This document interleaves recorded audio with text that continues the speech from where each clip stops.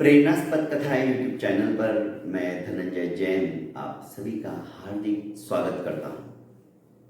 छोटी सी कहानी डीजे की जुबानी। दोस्तों, आज की कहानी हमारे मन की कहानी है। मन चंचल है। एक सेकंड के अंदर दिल्ली, कलकत्ता, बॉम्बे घूमकर वापस आ जाता है।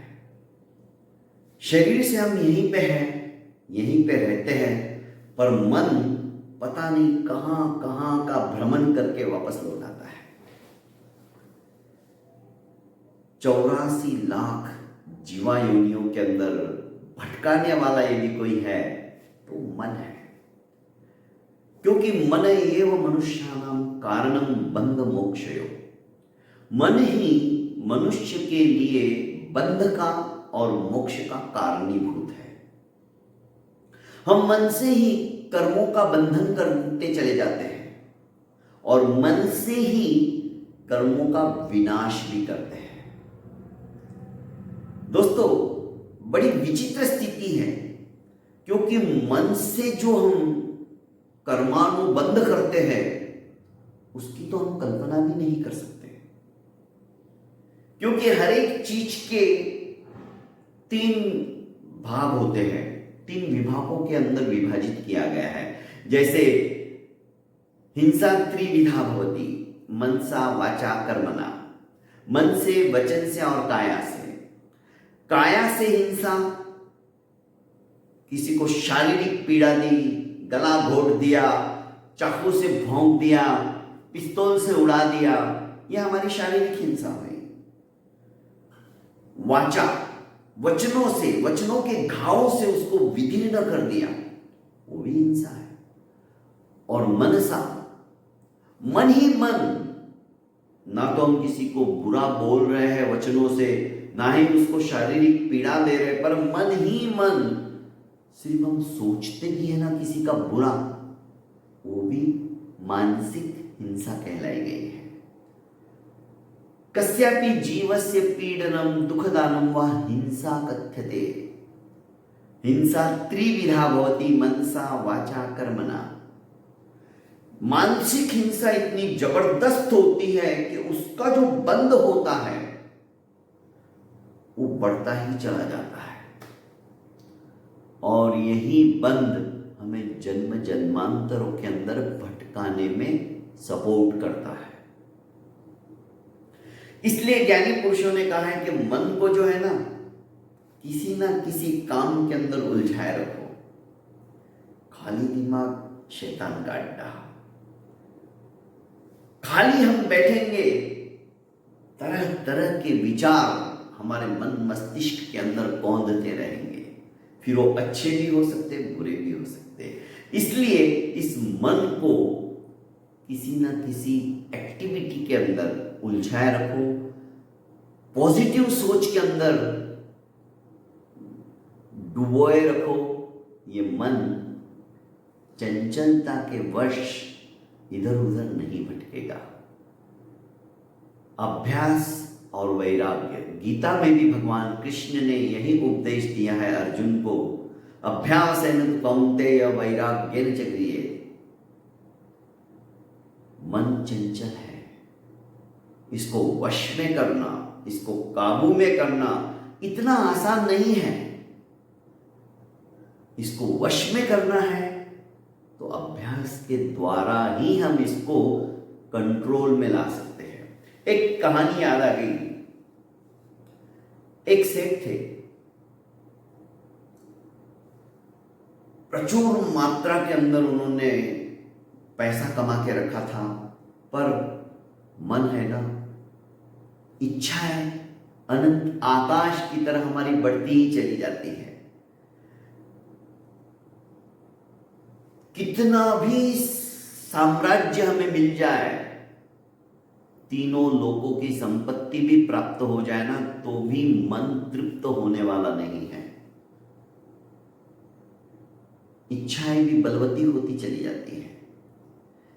एक चीज मिल गई तो त्वरित मन दूसरी चीज की अपेक्षा करने लग जाता है। सेठ के पास कोई कमी नहीं थी, पर मन में ये भावना रहती थी कि बस संसार के अंदर ऐसी कोई वस्तु ना हो जो मेरे पास नहीं हो। व्यापार सुदूर देशों के अंदर ही नहीं, विदेशों में भी फैला हुआ था। एक संत महात्मा उनके नगर के अंदर आते हैं। सेठ दर्शनार्थ जाता है और मनोकामना करता है कि भगवान बस अब ऐसी कोई शक्ति मुझे मिल जाए जिससे मेरा सारा कारोबार ऑटोमेटिक चले, ऑटो मोड पे मैं डाल दूं और फिर मैं आपकी सेवा शुश्रूषा कर सकता हूं, वरना मेरे पास कहां समय है। मैं समय निकाल ही नहीं पाता हूं, मुझे तो सोने का भी समय नहीं मिलता है, यहां तक कि कभी कभी खाने का भी समय नहीं मिलता है। महात्मा हंस पड़े। उन्होंने कहा एक काम करते हैं, मेरे पास एक सिद्धि मैंने की है, उससे मैं जिन प्रकट कर सकता हूं और वो जिन जो 1000 लोगों का काम है वो अकेला कर सकता है। तेरे यहां हजारों नौकर चाकर है, सैकड़ों एक ही काम के लिए दिन रात लगे रहते, फिर भी नहीं होता है। कहीं बिल्डिंगें बन रही हैं, कहीं व्यापार के अंदर जहाजों के अंदर सैकड़ों मजदूर माल लाद रहे हैं। तो एक काम करता हूं, मेरे पास जिन है, मैं तुझे वो जिन भेंट ही दे देता हूं, तेरा घंटों का काम वो मिनटों में कर देगा। सेठ बोला कि हाँ महाराज, ये तो बहुत अच्छी बात है। आपने यदि वो जिन मुझे दे दिया तो मेरे हजारों लोगों का पेमेंट भी बच जाएगा। कितनी तनख्वाह देनी पड़ती है, और उसमें भी नखरे। आज मेरा पेट दुख रहा है, आज मेरा सर दुख रहा है, आज मेरी घरवाली बीमार है, आते नहीं है। पूरा पैसा लेने के बाद भी नखरे करते रहते हैं। जिन तो जिन है, खाने को भी उसको कुछ नहीं चाहिए। नहीं बोले, एक बात है, उसको यदि काम नहीं मिला तो तुम्हें खा जाएगा। महाराज, मेरे पास काम की कोई कमी नहीं है, जिन थक जाएगा, इतना काम है। महात्मा बोले कि नहीं, जिन थकेगा नहीं। महात्मा कुछ भी हो, आप मुझे वो जिन दे ही दो। और महात्मा ने कुछ मंत्रों का उच्चारण किया, हाथ में पानी लिया और छिड़क दिया, जिन्न प्रकट हो गया।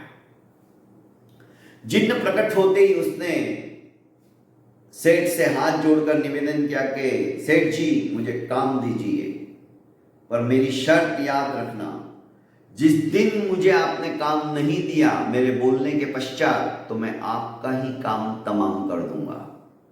सेठ ने कहा नहीं नहीं, वो दिन आएगा भी नहीं। जा, वहां पर नया कंस्ट्रक्शन चल रहा है, वहां पे सब मजदूरों को छुट्टी करवा देता हूं और सारा मटेरियल ऑलरेडी वहां पे है, वो काम हाथों हाथ तैयार करो, क्योंकि जिनसे पैसा लिया है वो पीछे पड़े हुए कि अभी तक बिल्डिंग कंप्लीट नहीं हुई, हमें पोजीशन चाहिए। जाओ, वो बिल्डिंग कम से कम 1 महीने के अंदर एकदम बढ़िया और कंप्लीट हो जानी चाहिए। 1 महीना? जिनने वो काम 1 दिन के अंदर पूरा कर दिया। सेठ बड़ा खुश हुआ, वाह, ये तो सचमुच में चमत्कार है। सेठ, आगे का काम दो। सेठ धीरे धीरे अपने जो जो काम उलझे हुए थे, कई बरसों से नहीं हो रहे थे, वो काम भी जिन ने चुटकी बजाते ही कर डाले। एक दिन ऐसा आ गया, अब सेठ को सोचना पड़ता था कि अब जिन आ जाएगा तो उसको मैं क्या काम दूं, क्योंकि काम धीरे धीरे सब समाप्त हो गए थे।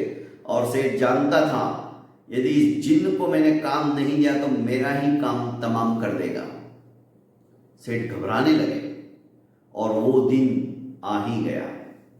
सेठ के सारे काम समाप्त हो चुके थे, यहां तक कि विदेशों के भी काम समाप्त हो चुके थे। जिन आकर कहता है कि सेठ जी, काम दो, वरना आज तुम्हारा ही काम तमाम होने वाला है। सेठ घबराए, आगे आगे सेठ और पीछे पीछे जिन। सेठ सीधे महात्मा के चरणों में आके गिरे और महात्मा से कहने लगे, महात्मन, अब आप ही कोई रास्ता बताओ, ये जिन तो मेरा ही काम तमाम करने के लिए पागल हो गया है, मुझे बचा लो, आप जो कहोगे वो मैं करूंगा। महात्मा मुस्कुरा दिए, उन्होंने कहा मेरे हाथ में नहीं है, क्योंकि जिनको वापस मैं अपनी शक्तियों से उस बोतल के अंदर नहीं डाल सकता, अब ये खुला हो चुका है, पर मैं एक रास्ता तुम्हें बता सकता हूं। महात्मा कुछ भी हो जल्दी बताइए, वो आ ही रहा है। महात्मा ने सेठ के कान में गुरु मंत्र दिया और कहा जाओ, जिनको यही काम दो और वापस अब मेरी शरण में आ जाओ और बची हुई जिंदगी धर्म आराधना के अंदर लगाओ।